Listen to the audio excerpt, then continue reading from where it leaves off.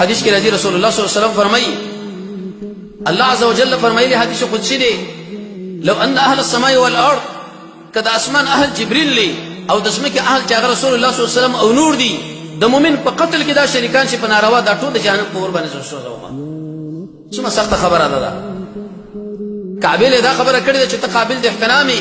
د مؤمن قدرم ګوره د قشانستان اوچت کعبه کې چیرته لنګ شي الله عز وجل به دومره ور باندې خپن شي لکه د مؤمن په قتل باندې کوم انسان چې د مؤمن قتل وکي قصدنه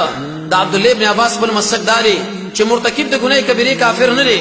یو ورځ بدار جهنم نه راوځي ولیکن من قتل مؤمنا متعمدا چې مؤمن قصدن قتل کې ابد الابد بلا په جهنم کې پروت تو ګره داخله څنګه په جرأت سره داخله قتلې حدیث کې راځي رسول الله صلی الله علیه وسلم فرمایي امام ابو داود دا حدیث ذکر کړی دی 4200 نمبر باندې وی مؤمن انسان چې کله نیکی کوي الله عز وجل دله طریقې ور کوي مخ وړاندې بوزي پورته بوزي خو چې کله قتل د مؤمن وکي سره قصدنه رب العالمین تنزل ور کوي اعلان دی غرزي به په دې کې ګور ټول شریکان دي سیدنا و امامنا عمر بن الخطاب هغه دا خبره وکړه یو علاقه یاد کړه وکدا ټول خلک د مؤمن په قتل کې شریکان شي دا ټول سره وجنما او شیخنا و امامنا شیخ الاسلام ابن تیمیه رحمه الله فرمایي په مغرب کې وسړی قتل شو ته په مشرق کې وي او تاویل صف باندې وکي چې دا خو قتل کې الله عز وجل تام په قاتل کې حسابي تاسو داخله وګورئ د دنیا په هغه سر کې وسړی مظلوم لاړ شي دغه تحقیق نه پوي نه دی د حقیقت نه پوي نه دی د مسلې نه پوي نه دی خو لیکن د خلکو د خوشحالي لپاره د مجلس د سور جوړولو لپاره دا خبره کې وي شکر الحمدلله چې دی وجلو قتل کې شیخ الاسلام ابن تیمیه رحمه الله فرمایي کله مغرب کې انسان مړ شو هغه مظلومي او ته په مشرق کې واقع او تور باندې خوشحالي کار کړه په ورځ منیز رب العالمین باندې ته په قتل کې راځي ابن عباس سے فرمایي چې ابد الابد په جهنم کې ته پروت دی قتل المؤمن عمدا الله عز وجل قرآن کې فرمایي چې مؤمن قتل کې قصدن دی انسان باندې 10000 دی انسان باندې 10000 دی انسان باندې 10000 خو یو سزا پر سزاګانو کې دا ذکر کړی دا چې ته باندې الله عز وجل غضب راغی د الله قهر په باندې راغی غصه رب العالمین ور باندې رااله او الله عز وجل قرآن کې بری باندې تصریح کړی دا جواب باندې چې زما قهر ورغی چا باندې چې زما غصه وراله فقط هوا د دې سړي جرړه وستل شو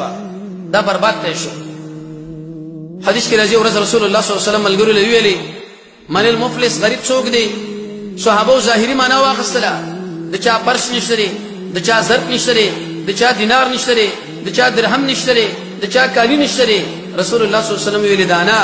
څوک قتل کړي دي چاله کنزل کړي د چا بارکه غلط نظریه او خوشالي ښکارا کړي دا الله عز وجل به داغه پیټه ګناه راوالي اې د پرې څټ باندې بکیدي او جهنم له بدار روان شي